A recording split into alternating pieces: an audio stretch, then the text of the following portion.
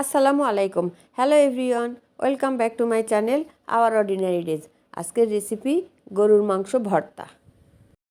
গরুর মাংস ভর্তা করার জন্য আমি এখানে নিয়েছি গরুর মাংস, তারপরে পেঁয়াজ, আদা, রসুন, শুকনো মরিচ, কাঁচামরিচ, তারপরে গরম মশলা নিব।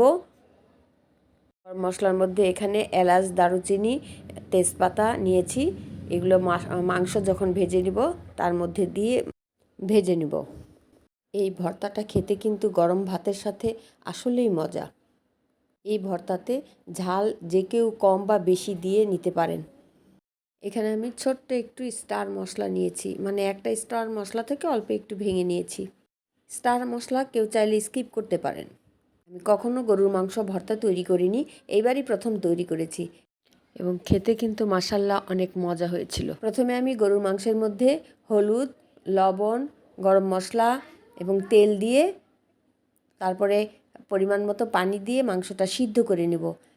মাংসটা সিদ্ধ হয়ে গেলে তারপরে আমি ভেজে নিব। এদিকে চুলা অন করে দিয়েছি। এখন আমি একটুখানি খুন্তি দিয়ে নাড়াচাড়া করার পরে এখন এর মধ্যে আমি পানি দিয়ে দেব। পানি দিয়ে ভালোভাবে সিদ্ধ করে নেব। মাংস সিদ্ধ হতে যতটুকু পানি প্রয়োজন আমি ততটুকু পানি দিয়ে মাংসটা সিদ্ধ করে নিয়েছি। বেশ কিছুক্ষণ জাল করার পর মাংসটা সিদ্ধ হয়ে গেছে, পানি শুকিয়ে গেছে। আমি ভালোভাবে নাড়া দিয়ে এখন এর মধ্যে যে পেঁয়াজ, আদা, রসুন, শুকনো মরিচ, কাঁচামরিচ উঠিয়ে রেখেছিলাম সেগুলি দিয়ে দেব। দিয়ে আবারও আমি সরিষার তেল দিয়ে ভালোভাবে ভেজে নেব। আমরা গরুর মাংস ছোট করে কেটে নেব। পেঁয়াজ, আদা, রসুন মাংসের মধ্যে দিয়ে ভালোভাবে নাড়া দিব। তারপর একটা ঢাকনা দিয়ে ঢেকে মিডিয়াম হিটে আমি এটা ভেজে নিব, যাতে পেঁয়াজ, রসুন এগুলো ভালোভাবে সিদ্ধ হয় সেদিকে খেয়াল রাখব। মাংস সিদ্ধ হতে তো একটু সময় বেশি লাগে, সেক্ষেত্রে আমরা প্রেসার কুকারে দিয়েও এই কাজটা করে নিতে পারি। এখন এর মধ্যে সরিষার তেল দিয়ে আমি ভালোভাবে সব কিছু ভেজে নেব। সব কিছু সিদ্ধ হয়ে গেছে। এখন এগুলি ঠান্ডা হওয়ার পরে আমি বেটে নেব।